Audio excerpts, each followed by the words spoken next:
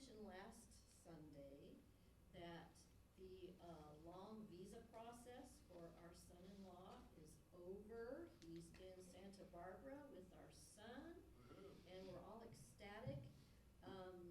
Senator Michael Bennett's staff expedited Nalia's spousal visa application from Japan. So he's here a good month to 6 weeks earlier than he would have been. So yay! Yay. That is great news. Does anyone else have anything they'd like to share with us? Okay. So at this time, I am getting all mixed up. Are you heading up? Ginger will share with us the daily word. Okay, good. Well, that reassures me. No, that's okay. Go ahead.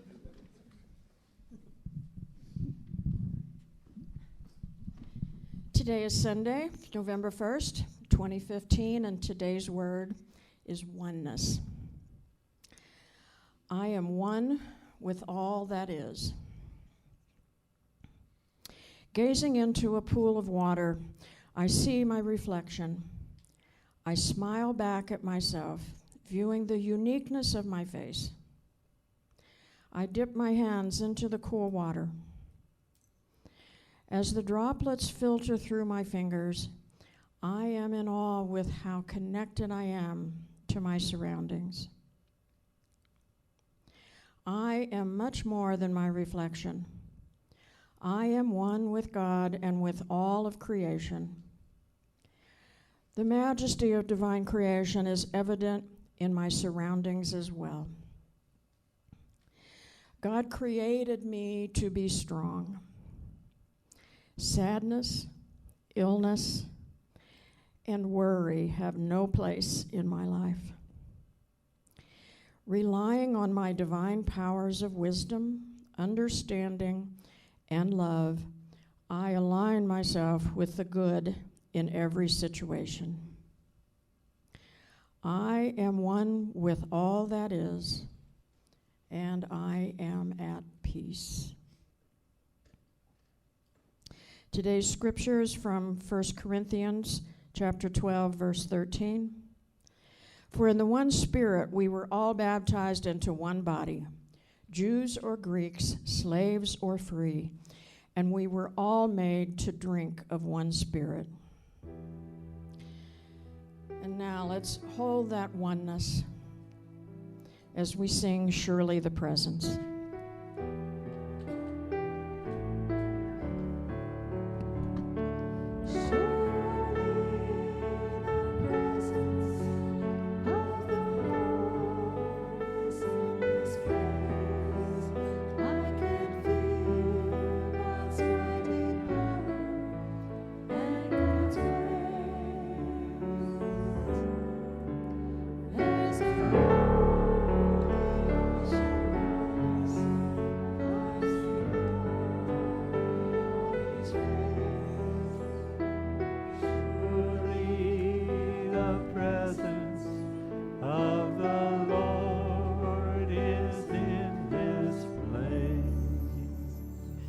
In the awareness of God's presence here and now, let us pray.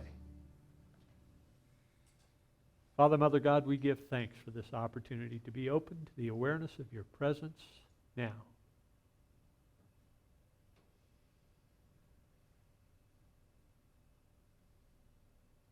We feel you moving through us, your love expanding us, healing us, transforming us.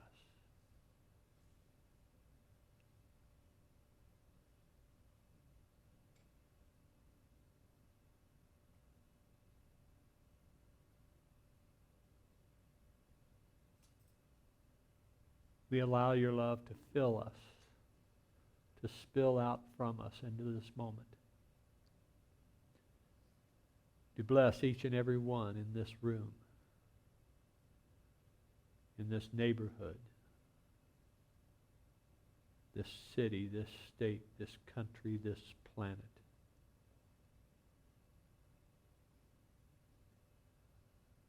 Knowing your love is limitless, we give it freely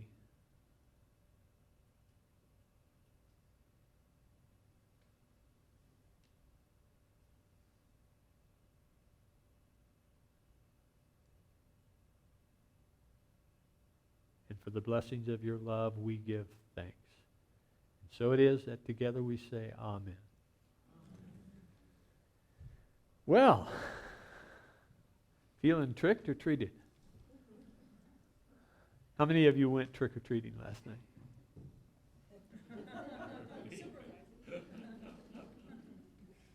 Unfortunately, I did not. I had to man the door while the kiddos went out trick-or-treating. But the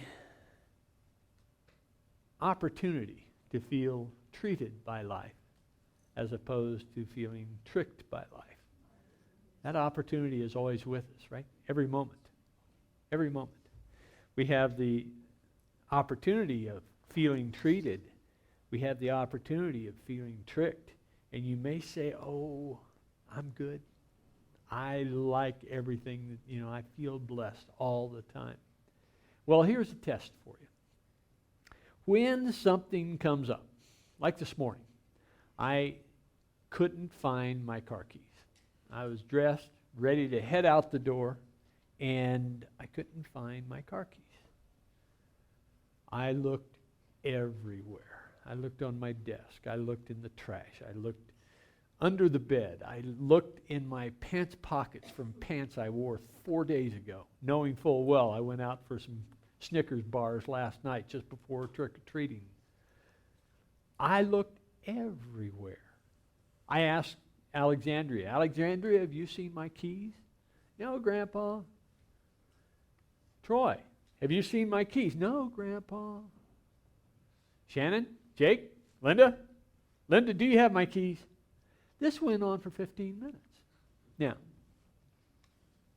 how many of you have had, not necessarily looking for keys, but you've had those kinds of frustrations, right? Yeah. Yeah, okay. And why aren't the other hands up? Okay. Well, at that point in time, the test is, do you hear this phrase? Not again. Right? If you hear that phrase, and by the way, I did not hear that phrase this morning, just so you know I have some credibility here. If you hear that phrase, I suggest to you that you are primed for fear. You're primed for fear. Because this has happened before, and you know damn well it's going to happen again, right? Oh, no, not again. Well, if you are primed for fear, then your life is tinged, perhaps even colored by that fear. Even though it seems to be an incidental kind of thing. Oh, well, I don't say not again when I knock over the flower pot because, I don't do that very often, right? Only a couple of times a month. I don't say not again if the waitress brings me something that I didn't order, or the meat's not done well enough, or the toast isn't crispy enough, because that rarely happens, right? But if you ever say, oh no, not again, you're primed for fear. And if you're primed for fear, life will draw that which you fear. It's a basic axiom of the power of thought. But think about it. It's got to be so, right? The dynamics of consciousness demand that be so. That if you go to that thought pattern, automatically when something untoward happens, when some adverse circumstance arises, if you go to that thought pattern, then you are primed to respond. Oh no, not again. When is this going to stop? I did it last month. I did it last week. Here it is again. Am I going to do it next week as well? That's really the underlying contention in consciousness when you respond with, oh no, not again. So it turns out I found my keys, obviously. I'm here. I was able to get into my office. Yes, I found my keys.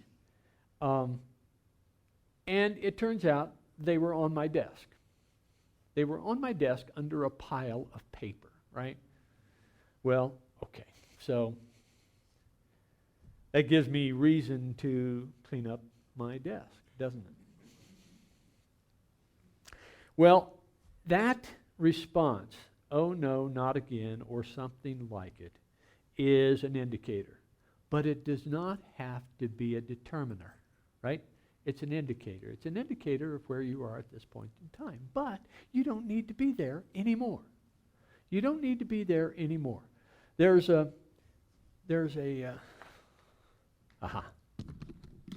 good. There's a passage in, okay, all right, let's see, how do I get out of that? I get out of that, I don't want to end the show. I get out of that by saying next.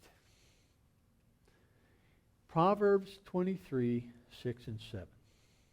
How many of you have heard this?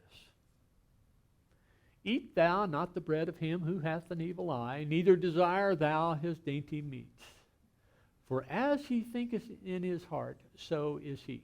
Eat and drink, saith he to thee, but his heart is not with thee. This is King James Version, right? Written in the 17th century, commissioned in 1604, and it took a while for the scholars to come together and come to an agreement on what the King James Bible should say. Well, this is what they felt that it should say. As he thinketh in his heart, so is he. Now, have you all heard that phrase? Well, it turns out that King James translation was deemed to be wrong.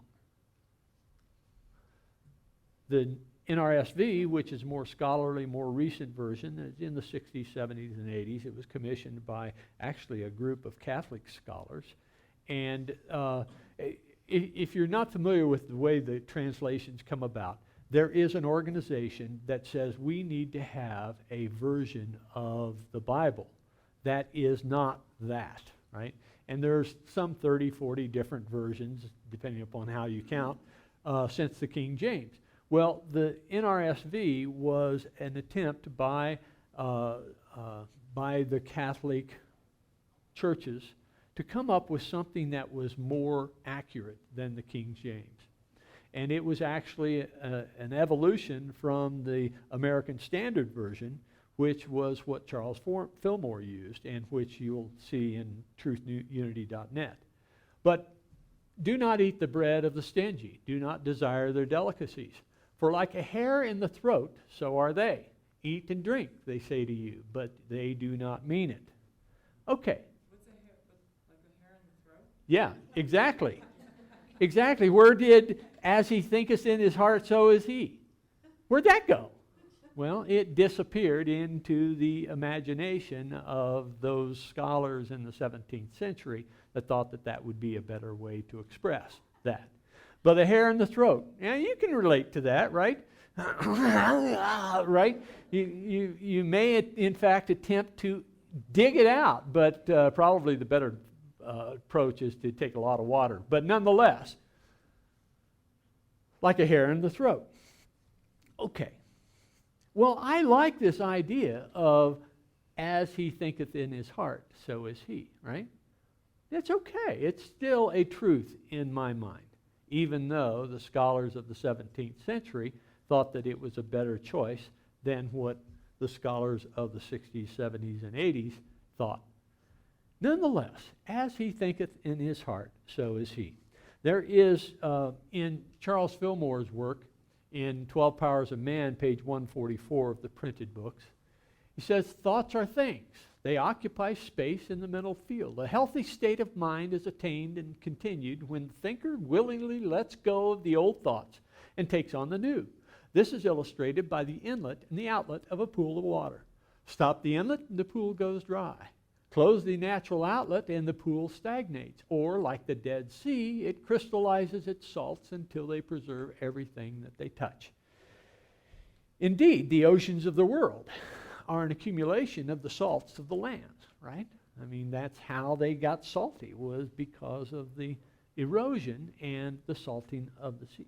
But if you close off a body of water like the Dead Sea, I mean, it gets very salty, or the Great Salt Lake. It gets very salty. Salty, in fact, so much that you can float on it like a boat. So the idea that thoughts are things, they occupy space in the mental field, with just a little bit of self-reflection, you'll say, well, yeah, of course. They occupy space in the mental field. And the thoughts that you hold in mind are going to manifest in your experience because what? Of your propensity to go down the track of that thought channel. A crisis comes up, oh no, not again, and now you are now projecting all of the bad things that could come out of that circumstance that occurred. The circumstance is independent, right? It has nothing personal against you. It is just an event. It is a circumstance. In fact, it's a perception of an event. And the perception is a thought, right? So you are perceiving something that happened. I mean, the fact that I lost my keys on the desk, I don't know. You know, it turns out that I had made a cup of coffee and I'd left it on the counter. So that I may have just dashed out the door without that cup of coffee. Is the reason that I lost my keys so that I would remember my cup of coffee? No. But it worked out that way. So, is my lost keys something that I should be upset about? No, because frankly, I'm awake and able to deliver this talk because I remembered my cup of coffee, right? So, it's not that there was a cause and effect. I lost my keys so that I'd remember my coffee. No, but the fact that I lost my keys blessed me to allow me to have my cup of coffee. And I would suggest that every situation that you find that comes up in your life, you can look upon the blessings. You can look upon the hidden blessings, perhaps. Maybe they're tangential blessings. Maybe they're just so ethereal and unreal, intangible, that you could say, well, you know, maybe I missed an accident on my way in. Who knows? But I'm not going to get upset because I lost my keys. I'm not going to fear about losing my keys again because, frankly, my keys get lost from time to time. But the way I respond to those lost keys really determines my experience in the moment, doesn't it? All right, so Charles offered this in prosperity. He says, whatever we bind or limit on earth in this conscious mind shall be bound or limited in the ideal or heavenly realm. And whatever we loose or set free in the conscious mind, earth, shall be loosed and set free in the ideal, the heavenly. In other words, whatever you affirm or deny in your conscious mind determines the character of the supermind activities. All power is given unto you both in heaven and in earth through your thought. Indeed, that is the way we garner our power, is through our thoughts. That process of garnering in our mind those thoughts, directing those thoughts consciously, we call what? Affirmations, right? But before we look at affirmations, let's look at a truth that A Course in Miracles offers us in Lesson 166. I am entrusted with the gifts of God. Now listen to this. All things are given to you. All things are given to you. Every aspect of life that is going to enhance your life, is going to embellish your experience, all of those things are given to you. God's trust in you is limitless. He knows His Son being you. This is not gender related. It is the relationship of the Father with the Son in the traditional context. You are the Son, the Christ within you. He gives without exception, holding nothing back that can contribute to your happiness. And yet, Unless your will is one with his gifts are not received. But what would make you think there is another will than his? Let's stop for a moment here and consider what is it in your consciousness that withholds these gifts of God? Fear. Fear is what shuts down your awareness and causes you to think that there is another will from the will of God. Fear. Fear. Here is the paradox that underlies the making of the world. This world is not the will of God, and so it is not real. You have to chew on that for a while. Okay? You have to chew on that for a while. And there is a great resistance to that truth. But when you dig in, when you really get into the dynamics of consciousness, you'll realize that what you experience, everything that you experience, is a projection of your thoughts. Everything that you experience is a projection of your thoughts. You have been the director of your own movie of life. You have emblazed it upon celluloid, yeah, carrots or a celery stick. You've imprinted it on a celery stick. You've imprinted it on the celluloid, and you play it back all the time. That is how this world arises. Yet those who think it is real must still believe there is another will, and one that leads to opposite effects from those he wills. Impossible indeed, but every mind that looks upon the world and judges it as certain, solid, trustworthy, and true believes in two creators, or in one, himself alone, but never in one God. If you have a will separate from God, if you think that your will is separate from God, you are declaring there is at least two creators, God and you. Or you may say, what's this thing called the will of God? There you're declaring one creator, you. But the truth is that there is one creator, there is only one creator, and it is not you. The gifts of God are not acceptable to anyone who holds such strange beliefs, and it is our thoughts that lock the door from our realization that this is so. He must believe that to accept God's gift, however evident they may become, however urgently he may be called to claim them as his own, is to be pressed to treachery against himself. He must deny the presence of those gifts, contradict the truth, and suffer to preserve the world he made. Suffer to preserve the world he made. He must suffer to preserve the world he made. Do I need to repeat that? He must suffer to realize the world he made. Well, this presence of the gifts, that is a truth that A Course in Miracles teaches. We come back to the 5 pillars of faith. And in the third pillar of faith, we have thoughts held in mind manifest in their experience. And then in the fourth, the practicing step, the practicing phase of these 5 pillars, is that the tools of transformation of consciousness are prayer, meditation, denials, and affirmations.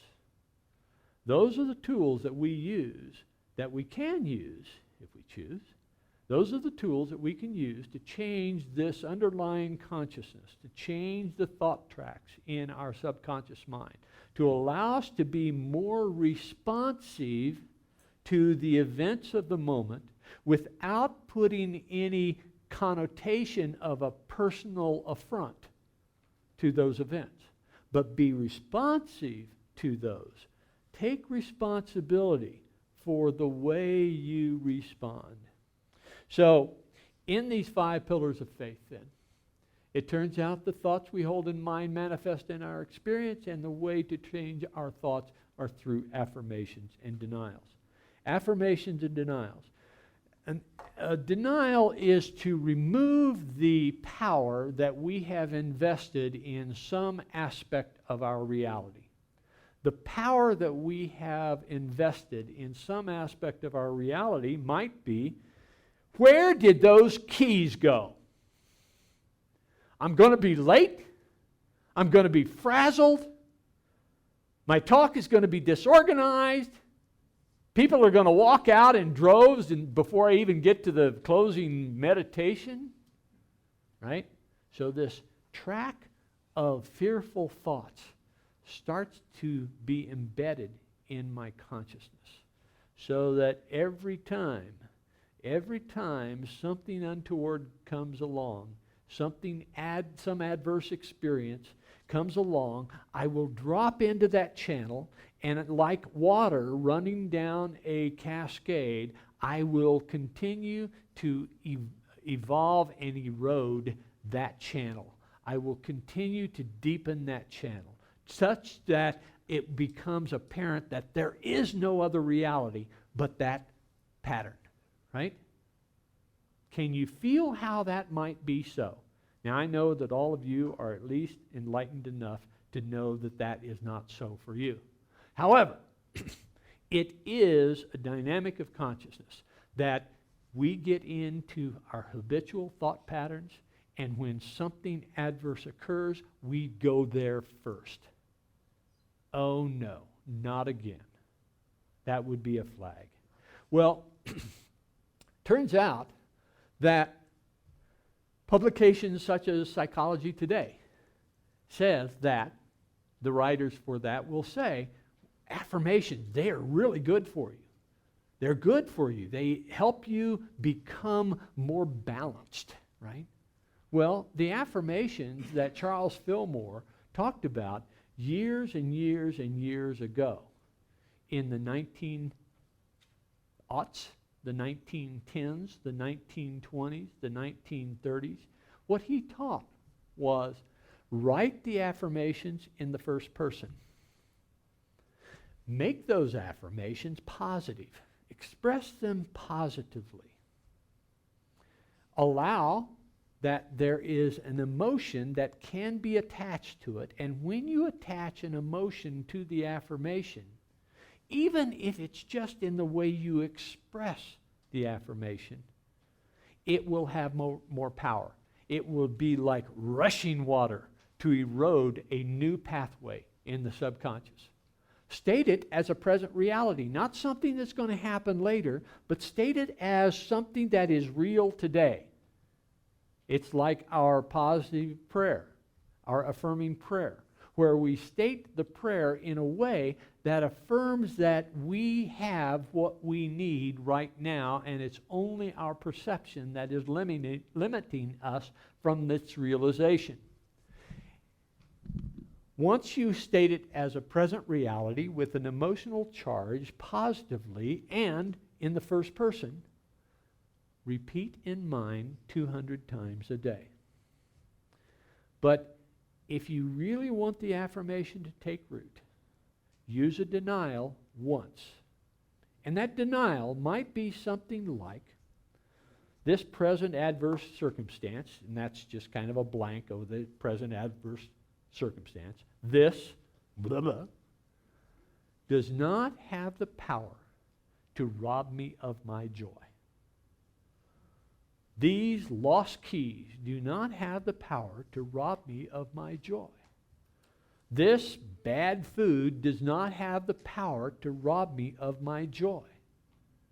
This person who's late to the appointment that we just confirmed an hour ago does not have the power to rob me of my joy. The denial can be, this whatever does not have the power to rob me of my joy.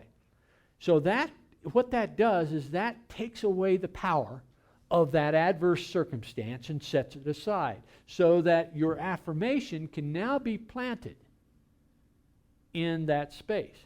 And a general affirmation might be, I am blessed in every way, every day, including now. I am blessed in every way, every day, including now. So that's a general affirmation that if you want to wake up in the morning and start with that, I am blessed in every way, every day, including now. That sets you up. That primes you for the experience, not of fear, but what the Course in Miracles said is the opposite of fear and the only thing that really exists, because it is an expression of God, and that is love. So that affirmation primes you for the experience of love. So when you are feeling like, oh no, not again, remember, deny, this has no power to keep me from my joy. And then start your affirmations. I am blessed in every way, every day, including now. That general affirmation can be torqued to a particular situation. For instance, I am blessed because I have found my keys right now. I am blessed because I have an opportunity to enjoy my cup of coffee right now. I am blessed. Build your own affirmation. You can actually go to Google Play and download an affirmation widget that will pop up an affirmation every 30 minutes. You can write your own affirmations, or you can choose from a series there. So, these things are smart. Use them. Every time we use an affirmation, what we're doing is we are deepening the track in our subconscious. So that when an adverse circumstance occurs, we can go there instead of elsewhere.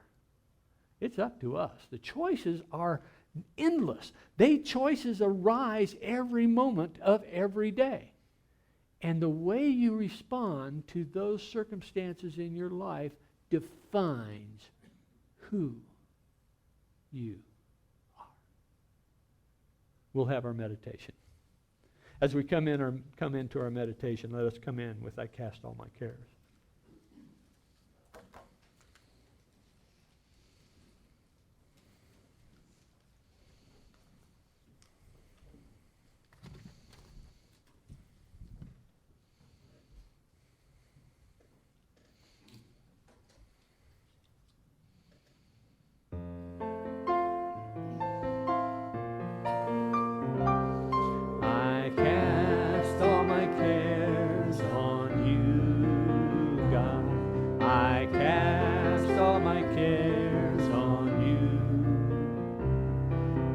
Lay all my burdens in your presence. I cast all my cares on you, oh God.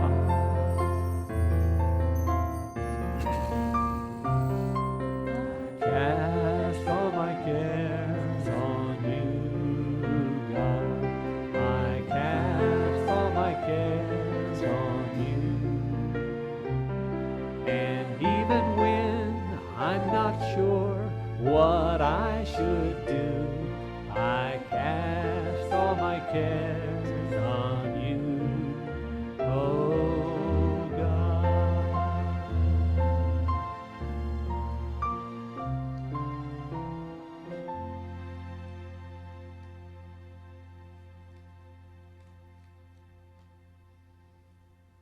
I am blessed in every way, every day, including now.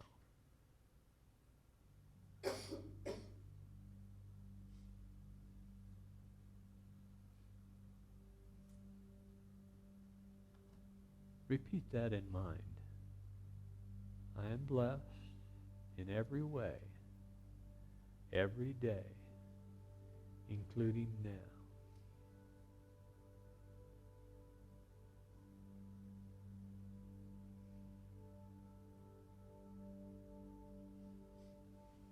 Allow that thought to be repeated over and over and over.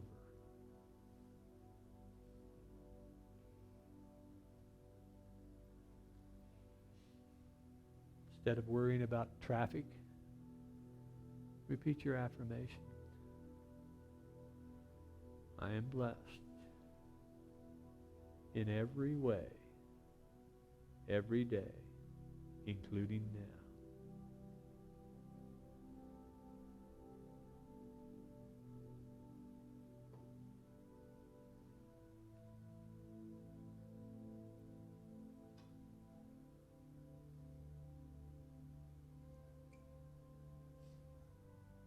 Feel how that changes the countenance of your consciousness.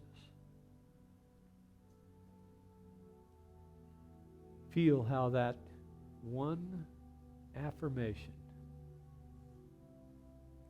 can transform every moment to be one of an experience of love, unconditional love, moving from the heart of God through you, transforming you in its passage into this moment.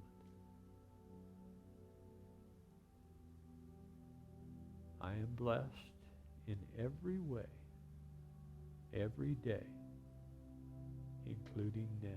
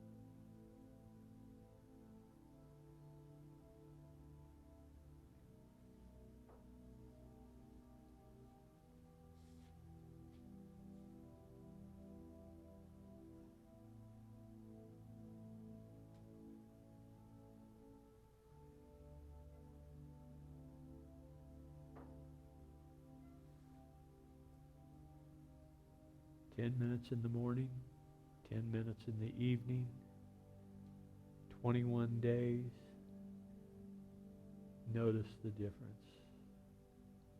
I am blessed in every way, every day, including now."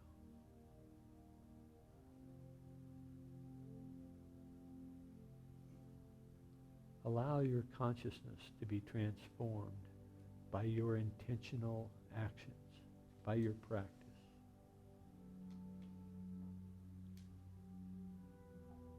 Watch your life change, starting now.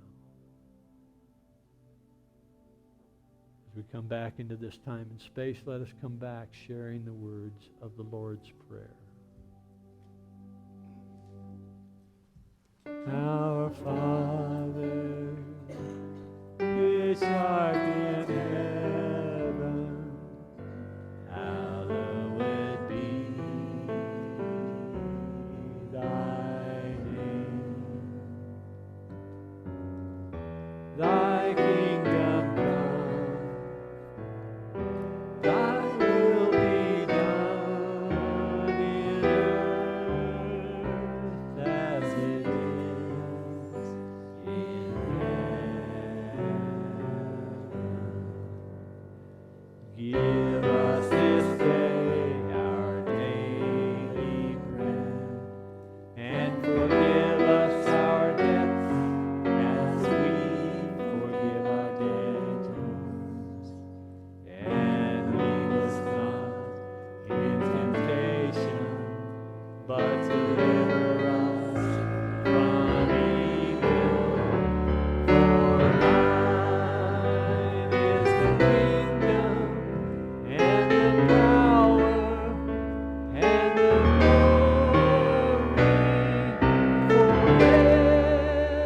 forever. Amen.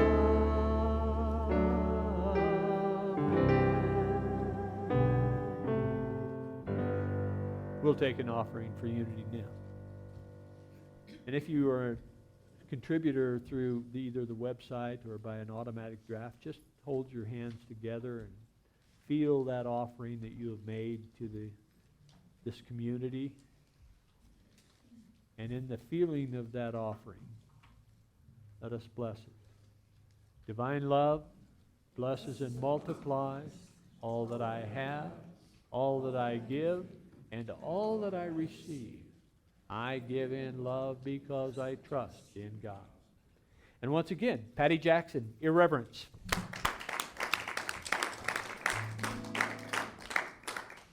Well, David's talk tied in once again.